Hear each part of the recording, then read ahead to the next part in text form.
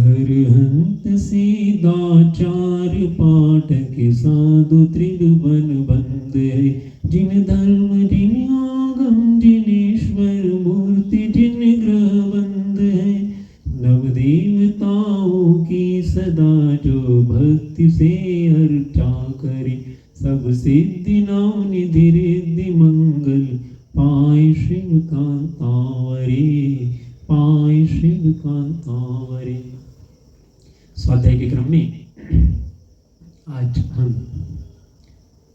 जगत के नाटक में, नाटक का अर्थ ही होता है नाटक, यदि शरीर आदि का जो नाटक के पात्र है उसमें अटकना नहीं है। बुलंदशहर वाले पंडित साहब कहते थे, स्व में अस पर से बस, यही है अतीन्द्रिय आनंद का रस। यानी ऐसे छोटे छोटे सूत्र सिद्धांत के रूप में निरंतर चिंतन का विषय होना चाहिए, क्योंकि नश्वर चीज की प्राप्ति में जो जितना प्रसन्न होगा उसके विनाश में भी वह उतना ही दुखी होगा। प्रकृति का ये नियम है। हम जितना सहयोग हमें मिलता है और इतनी प्रसन्नता होती है, जैसे हमारे यहाँ कोई कार आई, इतने प्रसन्न हुए और वो कार में जल्दी सी खरोच लग गई तो इतने दुखी होंगे जैसे कोई हमारे हृदय में खरोच लग गई हो। इसलिए नश्वर चीज की प्राप्ति में इतना प्रसन्न भी नहीं होना है। तो उसके लिए 5 सिद्धांतों को अपने जीवन में उतारो। पहला, स्वभाव की सामर्थ्यता। दूसरा, पर्याय की पामरता, यानी अस्ति नास्ति से है ये दोनों कथन। तीसरा, विभावों की विपरीतता। चौथा, संयोगों की असारता। पांचवा, पूर्ण सुनिश्चित परिणमन की वस्तु व्यवस्था अर्थात क्रमबद्ध पर्याय। ये 5 सिद्धांत यदि हमारे हृदय में रहेंगे तो हम कभी जीवन में कितनी भी अनुकूलता प्रतिकूलता आ जाए, हम कभी दुखी नहीं होंगे। ये 5 सिद्धांत है क्या? जिस प्रकार नेहरू जी ने पंचवर्षीय योजना बनाई थी और हरित क्रांति लाई थी, उसी प्रकार ये 5 सिद्धांत है। इसको हम अपने जीवन में लाकर पूर्ण सुखी हो सकते हैं। पहला क्या है? स्वभाव की सामर्थ्य। स्वभाव की सामर्थ्य अर्थात स्वभाव को ऊर्ध्व रखना। स्वभाव, व्हाट इज स्वभाव? स्वभाव अर्थात स्व से अस्ति, यानी ज्ञायक भाव को ऊर्ध्व रखना। ज्ञायक भाव अर्थात मेरा जो आत्मा है सर्वस्व है, अनादि निधन है, अकृत्रिम है, शाश्वत है। जब हम स्वभाव को ऊर्ध्व रखेंगे, स्वभाव के प्रति रुचि होगी, श्रद्धा होगी, उसमें अपनत्व होगा, तो निश्चित ही पर से विरक्ति आएगी। पर से विरक्ति यदि हम नियम लेके करते हैं कि मैंने ये छोड़ दिया, मैंने वो छोड़ दिया, तो वो नाम यश में जाएगा। लेकिन ग्रहण क्या किया? ग्रहण पूर्वक त्याग होता है। जब हम आत्मा को ग्रहण करेंगे तो यह सहज में शरीर, संयोग, द्रव कर्म, नौ कर्म, भाव कर्म से विरक्ति होंगी। इसलिए ग्रहण पूर्वक स्वभाव की सामर्थ्यता को, स्वभाव को ऊर्ध्व रख के हर कार्य हो। यानी क्या है? भगवान आत्मा ही सर्वस्व है।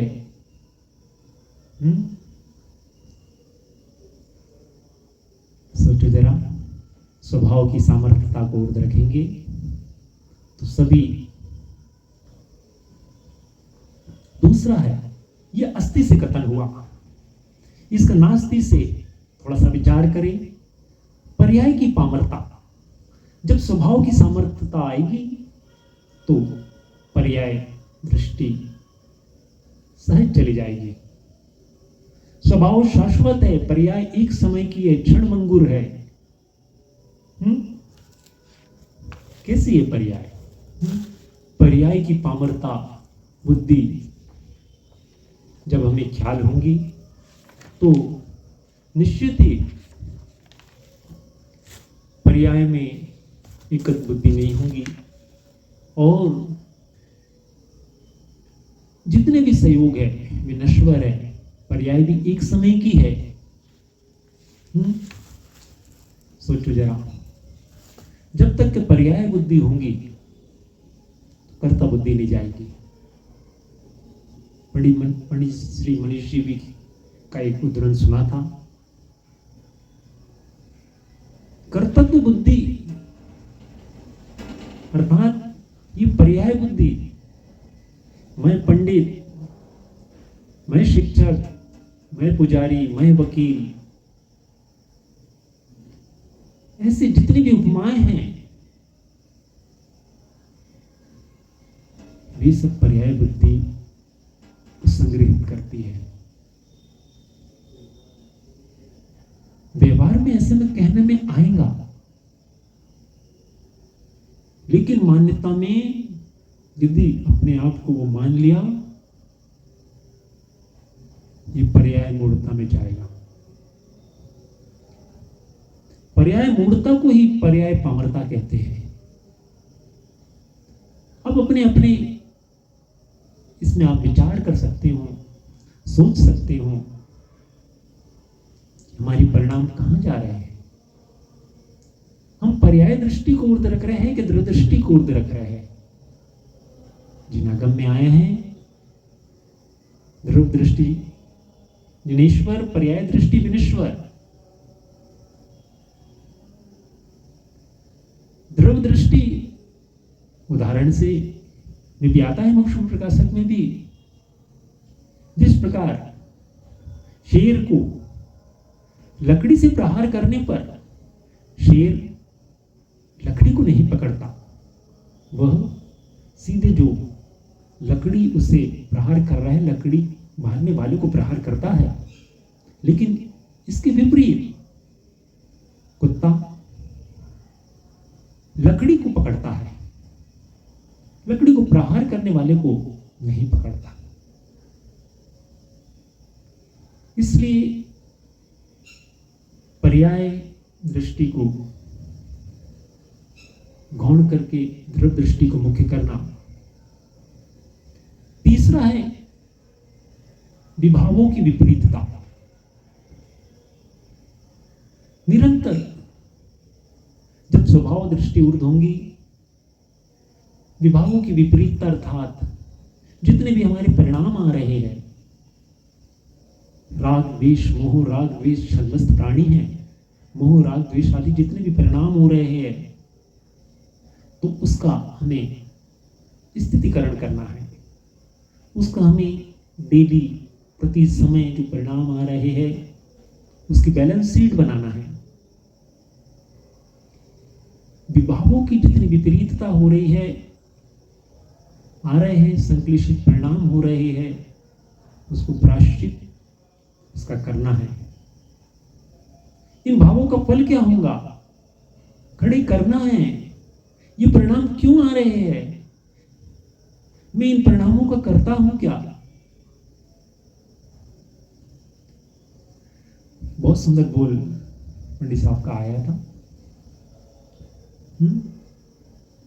क्योंकि परिणाम गया और मैं जो का त्यों रह गया।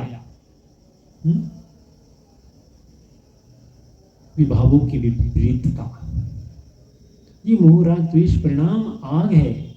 आग राग दहे सदा ताती समामरस से ये आग लगना चाहिए। आप जाते हैं, आके चले गए, लेकिन उस समय हमें तुरंत ख्याल आ जाए, उसके बाद भी ख्याल आ जाए तुरंत लंबा वह विभाव नहीं चलेगा। विभावों की विपरीतता जो जिस तरह से निरंतर जीव परिणाम करता है, इसके पूर्व भी हमने चर्चा की थी, भूत के भविष्य के कितने परिणाम ऐसे जीव करता है जिससे अनंत दंड पाप करता है। इसलिए विभावों की विपरीतता का निरंतर ध्यान रखना चाहिए कि मेरे जो परिणाम हो रहे हैं उसका फल क्या है, ये परिणाम क्यों हो रहे हैं, ये हमें कहाँ ले जाएंगे। ऐसे प्रश्नवाचक चिन्ह बनाकर उन विपरीत विभावों को स्वभाव की ओर ले जाना। जब स्वभाव की ओर झुकेंगे तो विपरीत भाव सहज ही टल जाएंगे। जैसे मोर की टंकार से अजगर के बंधन छूट जाते हैं, उसी प्रकार गायक स्वभाव की टंकार से ये विभाव भी के बंधन भी ढीले पड़ जाते हैं।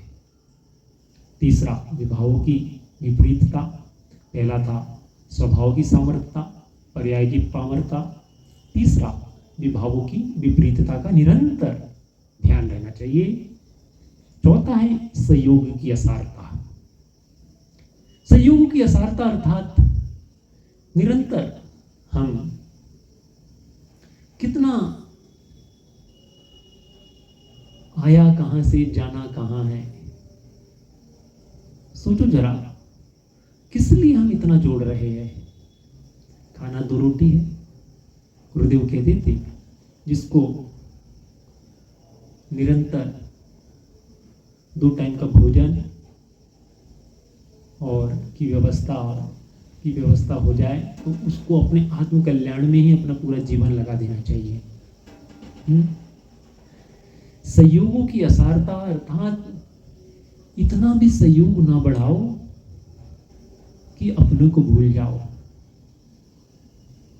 क्योंकि सरकार भी 60 के बाद रिटायर कर देती है।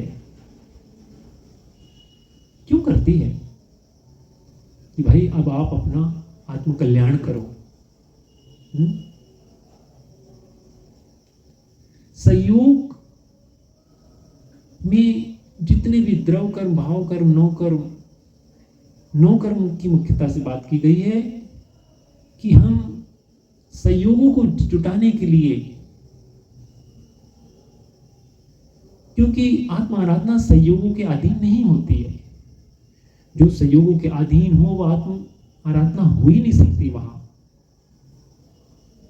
मुझे स्वाध्याय करना है तो जिनवाणी चाहिए, मोबाइल चाहिए, प्रकाश चाहिए। नहीं,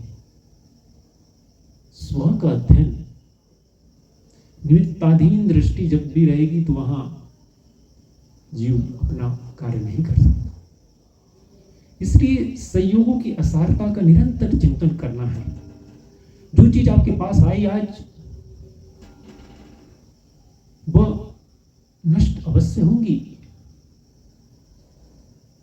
आज आपने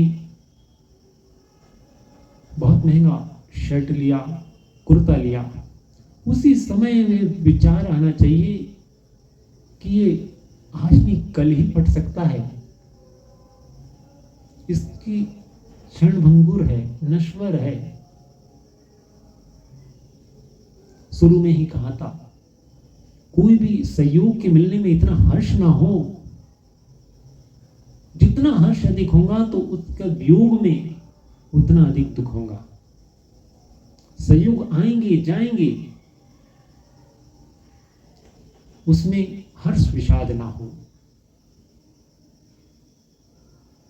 ये कब ध्यान रहेगा कि संयोग हमारे लिए आसार है, संयोग हमें पंगु बनाते हैं।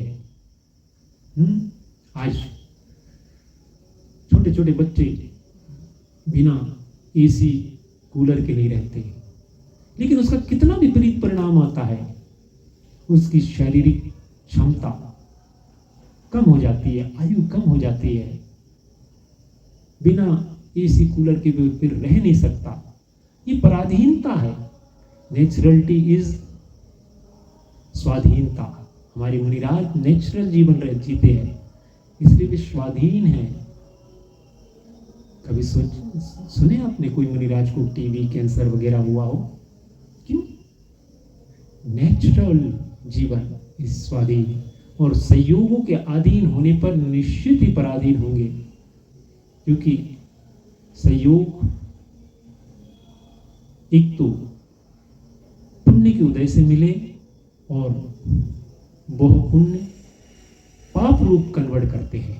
भोग सामग्री भोगे तो वह भोग हमें पाप की ओर ले जाता है, वह भोग हमें रोग की ओर ले जाता है, वह रोग हमें नरक की ओर ले जाता है।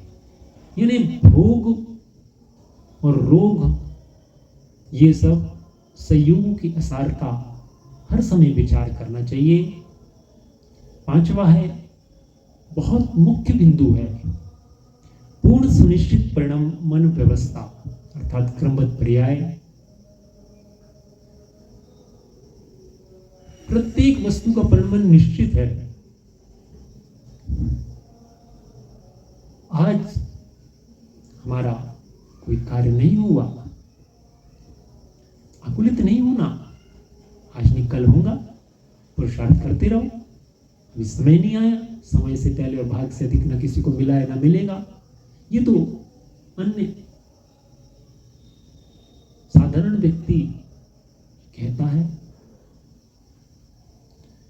तो इन पूर्ण सुनिश्चित परिणमन व्यवस्था का यदि ज्ञान हो जाए तो अनंत आकुलताओं का नाश हो जाए। जो होना है सुनिश्चित है, केवल ज्ञानी ने गाया है, उस पर तो श्रद्धा ला न सका, परिवर्तन का अभिमान किया। सोचो जरा, बनकर पर का करता, अब तक सत का न प्रभु सम्मान किया, भगवान तुम्हारी वाणी में जैसा जो तक दिखाया है। सोचो जरा, सत का अर्थात ज्ञायक स्वभाव को ऊर्ध रखेंगे, क्रमबद्ध पर्याय पे श्रद्धा होगी। पूर्ण सुनिश्चित परिणमन व्यवस्था से जीव क्या स्वच्छंद नहीं हो जाएगा? नहीं, स्वच्छंद नहीं होगा। जब प्रत्येक कार्य का परिणमन स्वतंत्र, सहज और एक समय में क्रम से होना है, उसे देव, इंद्र, जिनेंद्र, तीर्थंकर भी नहीं टाल सकते। तो इसमें कितनी निर्भरता है, कितनी सहजता है। वस्तु की परिणमन व्यवस्था को कर्तव्य बुद्धि द्वारा परिणमन करने का जो भाव है, वह ही मिथ्या बुद्धि अर्थात कर्तव्य बुद्धि जो हमें निरंतर अपने से दूर ले जाती है। इसलिए क्रमबद्ध पर्याय का विषय तो बहुत है, बहुत सुंदर सुंदर उदाहरण हैं दीपायन मुनिराज के, श्री कृष्ण के, ऐसे कई उदाहरण हैं जो क्रमबद्ध पर्याय की सिद्धि करते हैं। एक एक जीव का स्वतंत्र परिणमन कब, क्या, कैसा होना है, सब निश्चित है। जब सब निश्चित है तो उसमें आकुलता नहीं, निर्भर होकर, सहज होकर उस परिणमन को जानो और सहज सम्यक पुरुषार्थ करो। निश्चित ही यह जीव अपनी लक्ष्य की ओर प्रयाण करेगा। तो इन 5 बातों का निरंतर निर्णय अपने हृदय में, 5 बातों को ग्रहण करो। कौन सी, एक बार और रिपीट करते हैं। स्वभाव की सामर्थ्यता, पर्याय की पामरता, विभागों की विपरीतता, चौथा है संयोगों की असारता और पूर्ण सुनिश्चित परिणमन व्यवस्था अर्थात क्रमबद्ध पर्याय। जब ये चारों चीज होंगी चारों चीजों का विचार होगा, उसके बाद क्रमबद्ध पर्याय का विचार, सहजता, तो जीवन निश्चित ही बहुत परम सुखी, शांति, आकुलता रहित और सम्यक की ओर अग्रसित होगा। इसी मंगल भावना